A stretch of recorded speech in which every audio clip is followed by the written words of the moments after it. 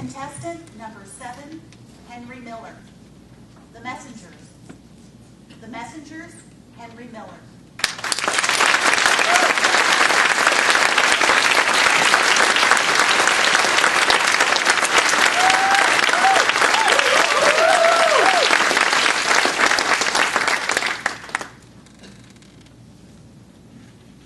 The messengers in our lives are everywhere, and they will appear to guide us when we are prepared to listen to their message, to take our leap of faith. Madam Toastmaster, honored guests, and my fellow messengers, October 9th, 1988 is a day I will never forget. On that day, my former wife and I were at a Red Lobster in our hometown, Elmont, New York, celebrating her 35th birthday. It was our first evening out after the birth of our second child, Felicia, 8 months earlier. Our firstborn, Roger, was 2.5. And I thought we were doing great for 7 years of marriage. We had a beautiful home, the picture-perfect family, the Cadillac and the dog, Snowball. So I was surprised when she said while chatting over dinner, "Henry, I'm getting old. I need to find myself. I feel lost. Let's separate." Lost, I said? But you're right here with me. Yeah, I too thought she was joking. She said, "No, you're not listening." And 1 month later, she was gone.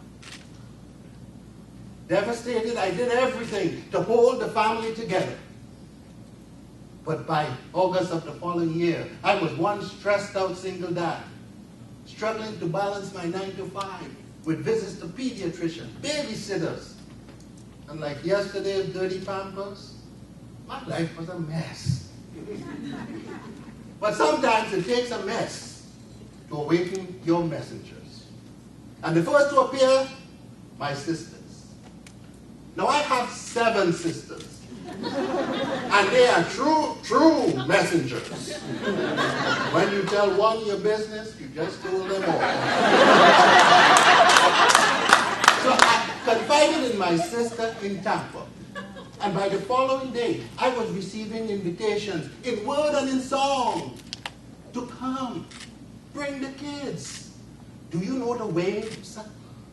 And this went on and on until I surrendered when they convinced me that it was okay to be not okay. But before leaving New York, I sat the kids down and made them promise that they would be on their best behavior. No jumping on auntie's beds. 2 days into the trip, what were they doing? You guessed it. Jumping. So I said, "Guys, you promised." They said, "Dad, we're just happy." Then little Miss Missy, with her large, brown, beautiful eyes, said, "Well, Daddy, why don't you go and get our beds? We could live here." So I asked, "Well, what about your mommy in New York?" She said, "Daddy, we will find you a new mommy here." And at that moment, I heard voices echo in my head out of the mouths of babes. Listen to the messenger. Listen.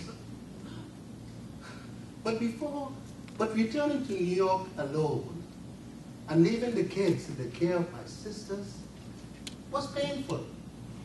There was no joy in my life. Now I was the one feeling lost, but I never lost hope that my messengers would appear to guide me.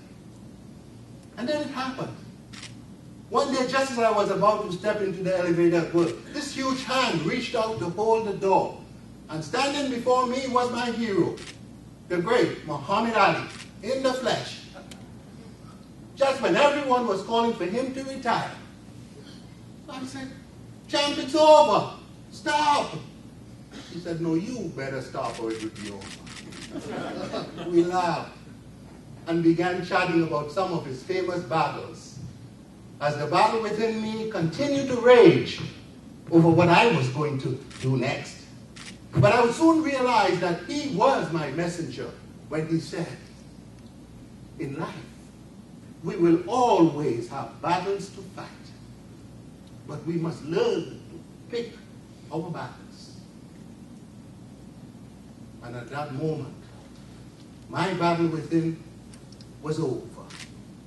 And I was ready to take my leap of faith to find that new home, that new job, that new mommy in California, and finally forget about who was lost back in New York. And 3 weeks later, I was on my way to San Jose driving, leaving all of my toys and comforts behind. Well, except for the Cadillac. And I arrived in California at 4:55 on the day after the Loma Prieta earthquake. The earth was still shaking. I guess somebody knew I was coming. And I could only smile when the kids said, "Dad, get under the table with us. Those are aftershocks celebrating your return." And I knew then that joy was back in our lives. But the best was yet to come, some 15 years later, when I found that new mommy at the gym, hard and sweaty. And today she's my wife and most trusted messenger, to whom I always listen. Yes, dear. My fellow Toastmasters, there will always be times in your life when you will feel lost, but never lose hope. Never lose hope. There would always be that moment when you feel that it's all over, but you must never lose hope. Always trust that your messenger will appear in your hours of darkness to show you the light. And that messenger may be a child, perfect stranger, family member, or one of your heroes. Who knows? But what I do know is that if you listen to that messenger and you take that leap of faith, your life and the lives you touch will be transformed forever. Madam Toastmaster.